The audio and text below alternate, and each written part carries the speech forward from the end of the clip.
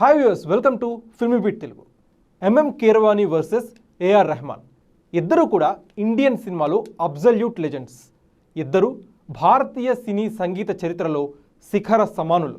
వీరిద్దరిలో ఎవరు బెస్ట్ అని డిసైడ్ చేయడం చాలా కష్టం. ఎందుకంటే వీరిద్దరి స్టైల్, స్ట్రెంగ్త్స్ మరియు జర్నీ పూర్తిగా భిన్నమైనవి. వీళ్ళని కంపేర్ చేయడం ఒక రకంగా కరెక్ట్ కాదు.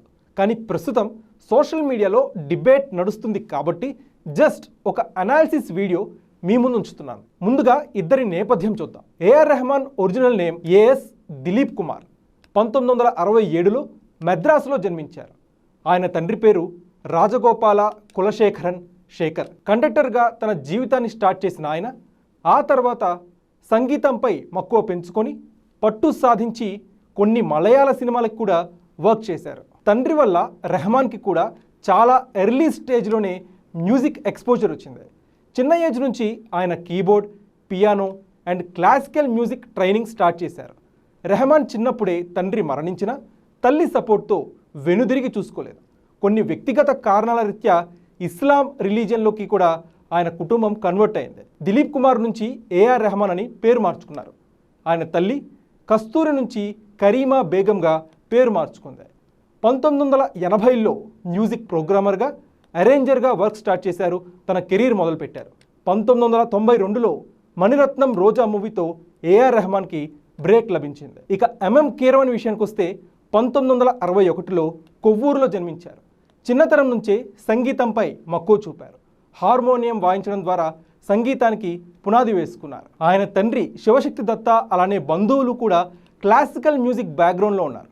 అందువల్ల కీరవాణికి ఎర్లీ స్టేజ్ నుంచే మ్యూజిక్ ఎక్స్పోజర్ దొరికింది. అలానే కర్ణాటిక్ మ్యూజిక్పై సైతం కీరవాణి స్ట్రాంగ్ ఫౌండేషన్ ఏర్పరచుకున్నారు.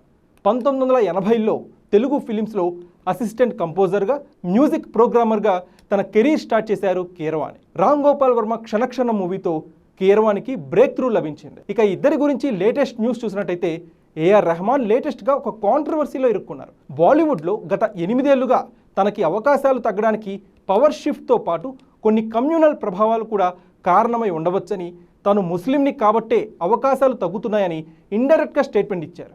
ఈ వ్యాఖ్యలు తీవ్ర దుమారం రేపాయి. ఈ వివాదంపై ఏఆర్ రెహమాన్ తాజాగా క్లారిటీ కూడా ఇచ్చారు.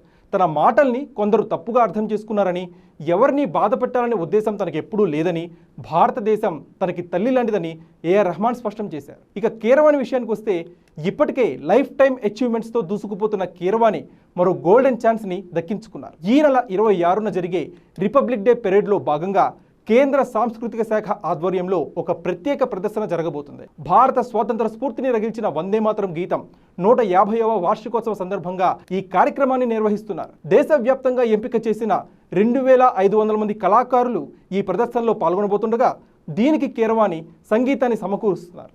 ఇప్పుడు Keeravani versus AR Rahman music style గురించి బ్రీఫ్ అనాలిసిస్ చేద్దాం. ఏఆర్ రెహమాన్ సంగీతం సౌండ్ ఇంజనీరింగ్ మరియు ఫ్యూజన్ మీద ఆధారపడి ఉంటుంది. భారతీయ శాస్త్రీయ సంగీతాన్ని వెస్ట్రన్ ఎలక్ట్రానిక్ వాయిద్యాలతో కలపడంలో రెహమాన్ మాస్టర్. ఆయన పాటల్లో సౌండ్ ఎఫెక్ట్స్ చాలా కొత్తగా, ఆధునికంగా ఉంటాయి. For example Roja, boys and rock star. MM Keeravani సంగీతం లిరిక్స్ మరియు ఎమోషన్ మీద ఆధారపడి ఉంటుంది. పాటలో సాహిత్యం స్పష్టంగా వినిపించేలా ట్యూన్ కట్టడంలో కీరవాణి సిద్ధహస్తుడు. మెలోడీకి క్లాసికల్ టచ్ ఇవ్వడంలో ఈయన దిట్ట. ఉదాహరణకి అన్నమయ్య, మగధీర, క్రిమినల్. ఇక బ్యాక్గ్రౌండ్ స్కోర్ విషయానికి వస్తే రెహమాన్ సినిమా మూడ్ సెట్ చేయడంలో బీజిఎం ని అద్భుతంగా డిజైన్ చేస్తాడు. సైలెన్స్ ని కూడా మ్యూజిక్ లా వాడగలడు రెహమాన్. భావోద్వేగాల్ని లోతుగా టచ్ చేస్తాడు. ఫర్ ఎగ్జాంపుల్ దిల్సే, పొన్నియిన్ సెల్వన్, యువ. కీరవాణి విషయానికి వస్తే మాస్ ఎలివేషన్ మరియు గూస్ బంప్స్ తెప్పించడంలో కీరవానికి తిరుగులేదు.